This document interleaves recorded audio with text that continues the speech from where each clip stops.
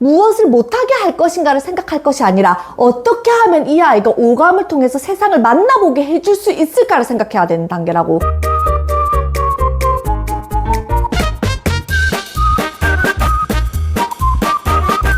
나는 지금 대학에서 아동생활 지도를 강의하고 있어. 아이들의 행동을 지도하거나 수정하거나 훈육하거나 도와주려고 할 때 아이들의 발달 단계를 들여다보는 건 너무너무나 중요해. 발달 단계를 알고 있어야지 우리 아이가 하는 이 행동이 문제 있는 것이 아니라 너무나 당연한 정상적인 발달이구나 하는 걸 알게 되신다고. 그렇지. 그런데 부모님들 중에서 이런 이론적인 배경을 모르시는 경우에는 우리 아이가 문제가 있는 건 아닌가? 내가 잘못 키우고 있지 않나? 그래서 아이가 이런 행동을 하지 않나? 불안함을 가지고 오실 수밖에 없어. 그래서 나는 오늘 아이들의 발달 단계에 대한 이야기를 전해드리고자 해. 우선 1단계 0세부터 1세까지야. 구강기라고 이야기를 하거든. 이 시기 때는 성적 리비도라고 하는 게 뭐냐면 모든 생명력 아니면 창조적인 에너지를 포함시키는 뭔가 역동적인 에너지를 말해. 그 성적 리비도가 어디를 향하는 시기냐면 어디? 구강? 입. 구강을 통해서 세상을 탐색하는 시기야. 이 시기 때 아이들 어떻게? 끊임없이 손가락을 빨지. 그래서 이 시기를 구강기라고 해. 구강기의 대표적인 특징이 뭐냐면 신체적인 접촉을 통해서 자아상이 채색되는 단계라고 생각하면 돼. 신체적인 접촉은 무엇일까? 부모에게 끊임없이 안겨있고 싶어해. 그래서 부모와의 스킨십을 통해서 안정감을 느끼는 시기. 위니콧은 이런 말을 했어. 이 시기 아이의 마음은 엄마와의 신체 접촉을 통해서 형성된다. 이런 말을 했거든. 무슨 말이냐면 자아상이 만들어진다는 거야. 신체적인 접촉을 통해서. 쉽게 설명을 해볼게. 안아줘! 하고 울음으로 나의 의사를 표현했어. 그랬더니 엄마가 안아줄까요? 하고 바로 안아줬어. 아이가 배고파! 하고 울었어. 그런데 엄마가 배고프구나 하면서 아이에게 젖을 주는 거야. 그리고 아이가 나 기저귀 불편하다고 하고 울었더니 엄마가 바로 뽀송뽀송한 기저귀로 갈아주네. 이 아이는 세상을 어떻게 채색해 나갈까? 오, 태어나봤더니 뭐 괜찮네? 사는 곳 좀 괜찮네? 이 세상 좀 괜찮네? 이렇게 자아감이 형성이 된다는 거야. 행복한 아이, 만족스러운 아이, 기쁨을 아는 아이로 성장할 수 있다는 거야. 그래서 이 시기 때 진짜 중요한 게 부모의 민감성이야. 그리고 일관성이 너무나 중요해. 민감성 있게 일관성 있게 대하는 거. 그런데 생각해봐. 엄마가 굉장히 지금 우울해. 엄마가 불안해. 그래서 어떤 날에는 아이가 안아줘 하고 울었을 때 안아줬어. 그런데 어떤 날에는 안아주지 않아. 이 아이들 어떨까?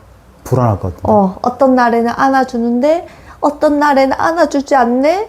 어떤 날에는 배고프다고 울면 바로 나에게 먹을 것을 주면서 어떤 날에는 주지 않네? 그래서 아이들이 어떻게 하는지 알아? 불안함이 손가락 반응으로 나와.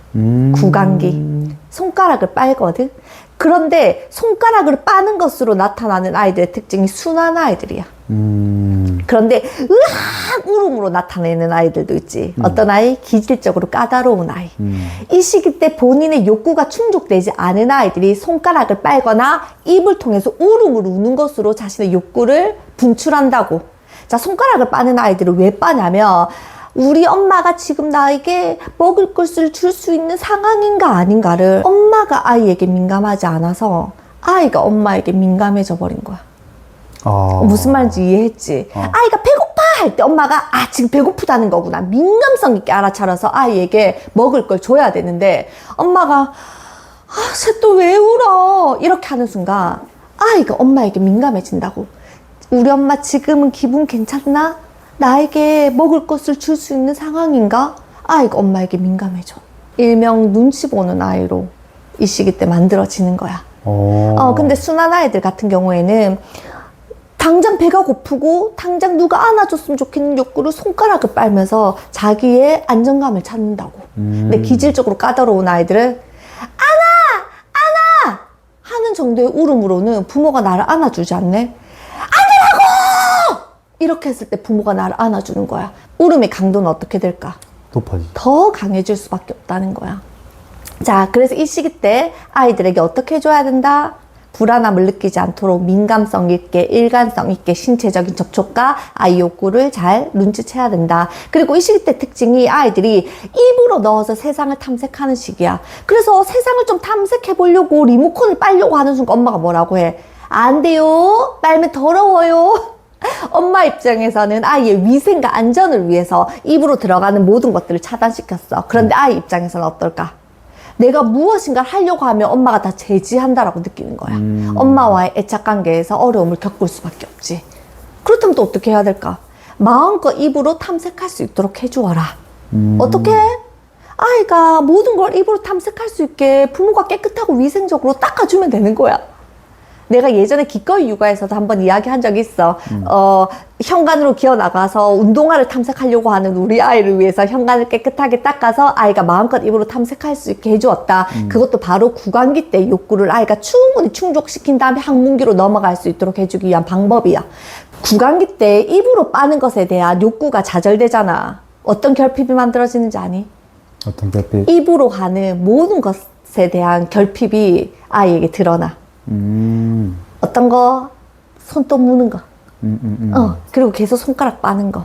그리고 이제 이 욕구 충족이 부모의 안정된 애착을 벗어났을 경우에는 성인이 돼서 입으로 하는 모든 나쁜 것들. 알코올 중독, 담배를 계속 피는 골초, 그리고 입으로 욕하는 거.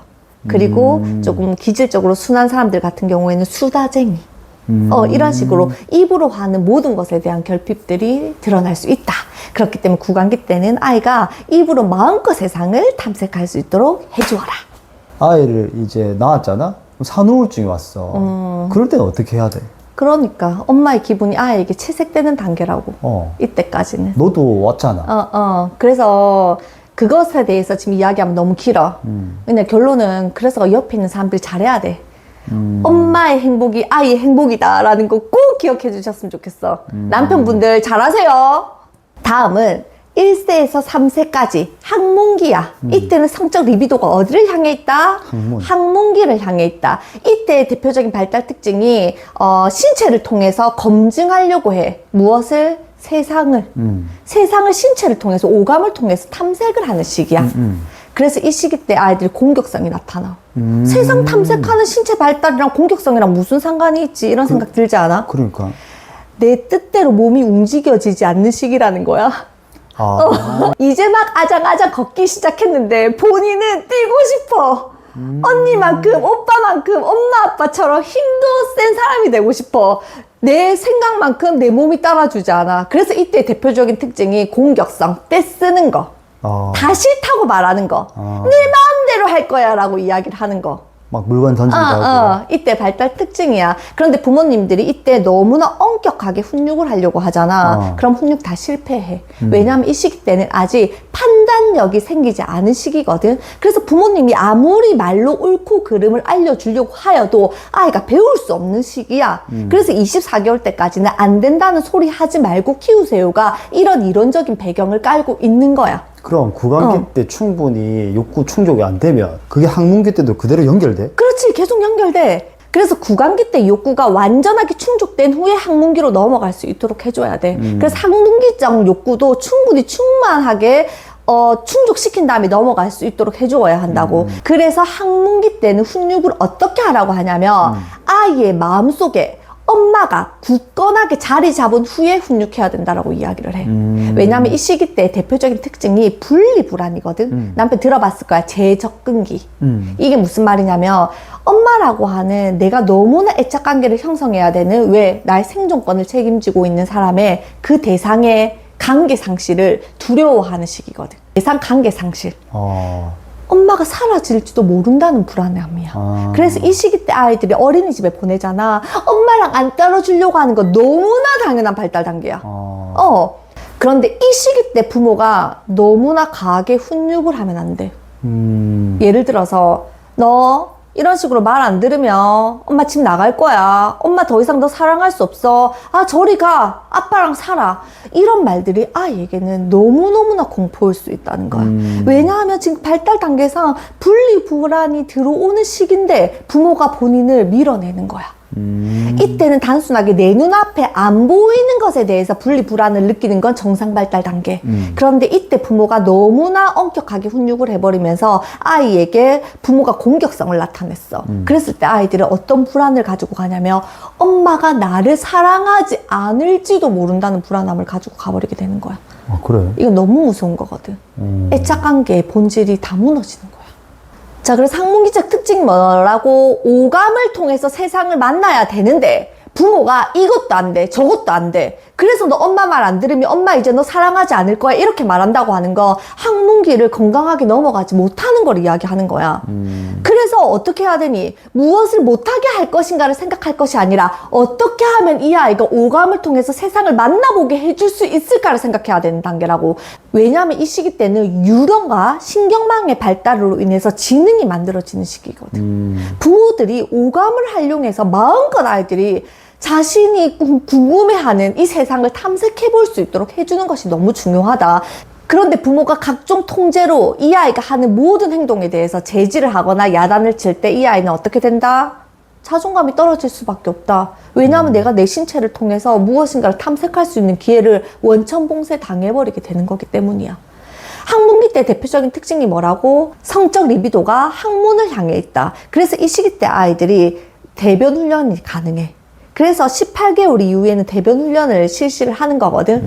그런데 부모님들이 아이들이 아직 스스로 신체 조절을 할 수 없는데 강압적으로 대변 훈련에 들어가려고 하잖아. 아이들은 나는 신체가 스스로 조절되지 않는데 부모님에게서 내가 할 수 없는 것을 요구받아 버렸어. 나는 어떤 사람? 해낼 수 없는 사람. 자신감이 없는 아이들로 클 수밖에 없는 거야. 그래서 대변 훈련은 어떻게 해야 되냐면 아이가 준비되었을 때 해야 돼. 언제가 준비됐을 때인지 아니? 언젠데? 밤사이에 자고 일어났는데 기저귀가 뽀송뽀송할 때 간략근 조절이 시작되었다는 거야. 아이가 조금 이렇게 놀다가 똥을 참는 것 같은 느낌이 들 때 간략근 조절이 준비가 되었다는 거야. 이때 아이들의 기저귀 훈련이 들어가야지 같은 산후조리원 동기 중에서 쟤 벌써부터 기저귀 뗐대. 나도 질 수 없지. 하면서 아이가 아직 신체적으로 준비가 되지 않았는데 부모님들께서 강압적으로 나 편하자고, 나 좀 뽐내자고 아이에게 배변 훈련이나 기저귀 떼는 것에 대해서 훈련을 시켜버리면 오히려 아이들이 나는 기저귀를 18개월 때 떼 나이입니다. 이렇게 자존감이 높아지는 게 아니라 할 수 없는 걸 해내야 되는 것 때문에 오히려 자존감이 떨어질 수 있다. 자신감 없는 아이. 나는 뭐든지 못하는 아이야. 이렇게 될 수 있다는 거야. 또 학문기적 특징이 뭐냐면 동생이 생겼어. 그런데 내가 간략근을 조절할 수 있는 아이야. 그런데 엄마가 평소 때는 동생에게 모든 사랑의 에너지가 다 가 있는데 내가 엄마 나 씻었어 하는 순간 엄마의 시선이 나에게 오는 거야. 엄마를 아이가 간략근을 통해서 통제하려고 하는 시기이기도 해. 그래서 이 시기 때도 엄마가 정말 많은 애정과 사랑을 주는 것이 너무 중요하다. 오히려 통제를 정말 많이 받았거나 사랑을 부족하게 받았었던 아이들이 오줌을 좀 싸버린다거나 배변 훈련이 잘 되지 않는 경우도 있어. 이것도 다 이 학문기 때 발달 특징이 다 이야기해 주는 거야. 그러니까 이때 배변 훈련하면은 팬티 많이 젖잖아. 근데 여기서 칭찬해줘야 되는 거 아니야? 그렇지, 그렇지. 엄마들이 아이들과 함께 멀리 장거리 여행을 가려고 해. 아이는 이미 간략근이 준비가 되었어. 그런데 엄마가 불안한 거야. 차에서 오줌 누고 싶다고 하면 어떡하지? 그냥 오늘까지만 기저귀 입히자. 이거 누구 불안? 아이는 준비되었는데 엄마 불안이라는 거야. 이런 식으로 엄마가 준비되지 못해가지고 계속 아이의 배변 훈련이 늦어지는 경우. 그래서 아이가 팬티를 입고 밖에 나갔는데 오줌을 싸보는 경험. 그래서 엄마 아빠가 안절부절 못하면서 차를 세워서 휴게소에 들려서 밑에 축축한 걸 닦고 본인의 옷을 갈아입히고 하는 그 번거로움을 경험하게 해줘야 돼. 그래야지 아이가 다음번에는 또다시 그 번거로움을 경험하고 싶지 않아 하면서 간략근을 조절하면서 스스로 대소변을 참아보는 경험을 하면서 훈련되어 나갈 수 있다고. 그래서 학문기 때 발달 특징은 자존감, 자신감이야. 자, 그렇다면 우리 아이가 학문기적 발달 특징을 이용해서 자신감 있고 자존감 있는 아이로 크게 하기 위해서는 어떻게 해야 할까? 내 똥도 귀한 아이로 키워야 된다는 거야. 아이가 똥을 탁 쌌어. 그런데 엄마가 어떤 표정을 짓냐면 이렇게 했어. 이 아이가 내 몸에서 나온 똥을 우리 엄마가 더러워하네? 싫어하네? 그래서 아이가 어떻게 하는지 아니? 어떻게? 이 시기 때는 똥마저도 귀해야 되는 시기라고. 어. 그런데 부모가 내 똥을 귀하게 생각하지 않는다는 건 나도 귀하게 생각하지 않는다고 생각을 해버려. 학문기 때는. 학문기 때는. 그리고 아이가 엄마가 똥을 싫어하기 때문에 어떤 아이로 클 수 있냐면 결벽증 있는 아이. 그래서 옷에 뭐 조금만 묻어도 갈아입혀줘. 바지에 뭐 조금만 묻혀도 지금 당장 옷 갈아입혀. 그리고 뭐가 딱 정리돼야 되는 아이들, 정돈돼야 되는 아이들, 글씨를 쓰다가 마음에 안 들면 처음부터 다시 찢어버리고 새로 써야 되는 아이들. 그냥 실패했으면 실패한 대로 하는 게 아니라 아예 처음부터 시작해야 되는 아이들. 이거 다 결병증적인 결핍에서 나오는 거거든. 이게 다 학문기 때 발달 특징이야. 어떻게 하면 그게 생긴다고?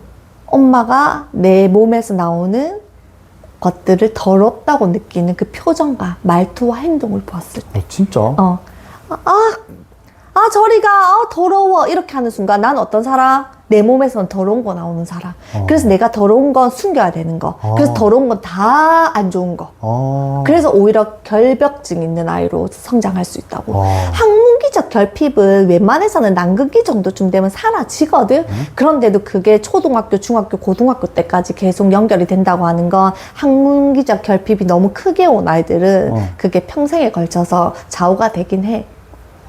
그래서 이제 우리 부모님들이 이 시기 때는 똥도 귀한 내 새끼라고 키워주셔야 된다. 이 시기 때 제일 중요한 건 깨끗하게 하고 살 생각하지 말아라. 엄마가 제자리 좀 갖다 놔. 엄마가 여기 이렇게 어지럽히지 말라고 했지. 이때도 학문기적 아이들의 특징이 깨끗해야 돼. 깔끔해야지 우리 엄마는 좋아해. 그래서 이렇게 세상을 향해서 마음껏 탐색을 잘 못해. 그럼 지능도 잘하지 못해. 주춤하게 되겠네. 그렇지. 마음껏 세상을 향해서 탐색할 수 있도록 해주는 것이 너무나 중요한 시기다. 이런 이야기 해드리고 싶어. 자, 마지막 3세에서 5세까지는 난근기라고 생각하면 돼. 3세에서 5세는 난근기야. 난근기는 성적 리비도가 어디를 향해 있다?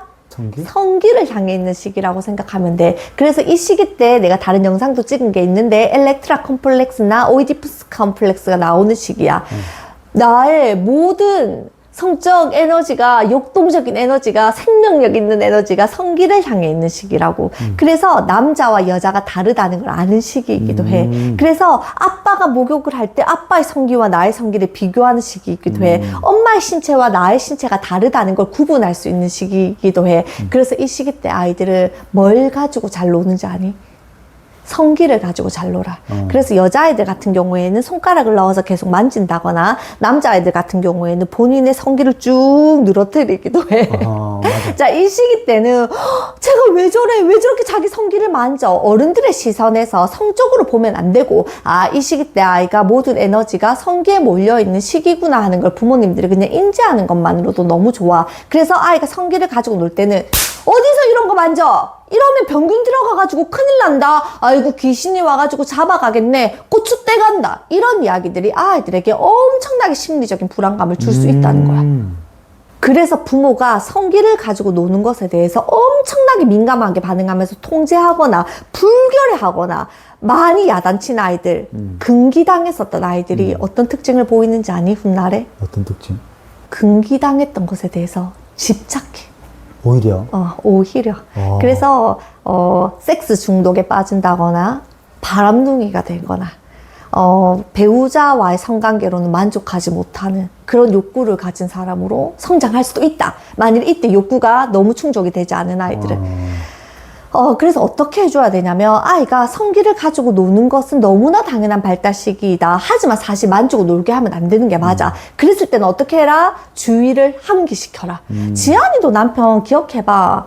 4, 5살 때 TV 보면서 심심할 때 조금 지루할 때 고추 이렇게 만지면서 TV 봤어. 맞다. 그랬을 때 우리 어떻게 했어? 어디 지금 그 고추 만져 더럽게 이렇게 한 게 아니라 지안아 여기 와서 콩나물 좀 다듬어줘. 지안아 여기 와서 엄마 이거 좀 잡아줄래? 아이가 힘을 쓸 수 있는 다양한 에너지원으로 이게 관심을 돌려야 돼. 아빠랑 놀자 이렇게 해서. 아빠랑 몸으로 몸싸움 하는 거, 엄마랑 밖에 나가서 땀을 삐질삐질 흘리면서 놀아보는 거, 아이가 놀이를 통한 쾌감을 느끼는 아이들은 이제 성기를 가지고 노는 것에 대해서는 여전히 무의식에서는 남아있지만 행동으로는 표출되지 않을 수가 있어. 그리고 난근기 때 너무나 중요한 발달 단계 중에 하나가 뭐냐면 나르시시즘을 만나야 되는 거야. 이건 내가 영상에서도 여러 번 이야기를 했는데, 내가 이 세상에서 제일 잘났어를 마음껏 외칠 수 있는 시기여야 돼. 그런데 이때 중요한 건 다른 아이에 비해서 네가 잘났어 라는 시각으로 부모님들이 접근하면 안 된다는 거야. 아유, 옆집 아이는 달리기도 못하는데 우리 땡땡이는 달리기를 잘하네.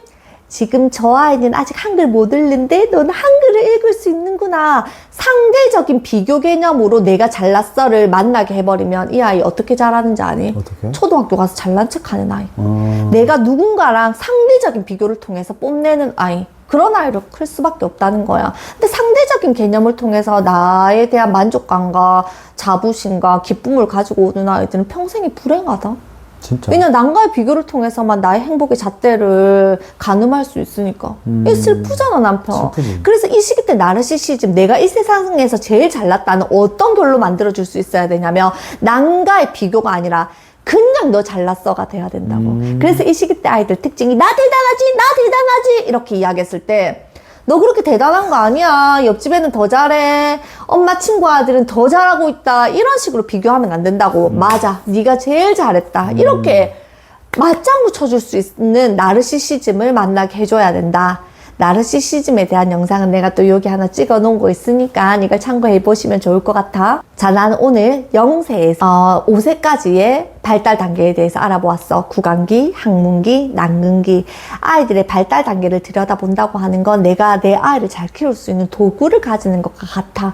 전쟁터에 나갈 때 숟가락 들고 나가면 승리할 가능성이 높니? 대포 들고 나가면 승리할 가능성이 높니? 대포 들고 나가야 되는 거잖아. 그래서 아이들의 발달 단계를 공부한다고 하는 건 내가 내 아이의 행동을 잘 이해할 수 있게 되는 너무나 좋은 도구가 될 것이다. 그래서 엄마도 공부하셔야 돼. 오늘 나는 너무나 간단하게 핵심적인 것들만 알려드렸지만 책을 보면 아이들의 연령별 발달 단계에 대해서 너무나 잘 나와 있는 책들이 있거든. 오늘 내가 참고한 책은 엄마 교과서라고 하는 책이야. 남편 나중에 여기 하나 올려줘. 엄마 교과서를 보면 이 시기 때 아이들의 발달 단계에 대해서 너무나 쉽고 재미있게 잘 풀어놓았거든. 그래서 이런 책들을 통해서 우리 부모님들 아이들의 발달 단계를 꼭 공부하는 부모님들이 되셨으면 좋겠다. 공부하고 나서 들여다보면 아, 이게 우리 아이가 문제 행동이 아니라 당연하게 정상적인 발달 단계네 하는 걸 알게 되실 거야. 정상적인 발달 단계라는 걸 알고 보면 내 아이의 문제가 그렇게 심각해 보이지 않는다? 그럼 아이를 통제하거나 가르치려고 하는 강도 높은 훈육이 들어오지 않을 수 있다. 그래서 아이가 세상을 마음껏 탐색할 수 있는 기회와 선택을 줄 수 있는 부모님이 되기 위해서는 공부하시라. 나도 읽었다.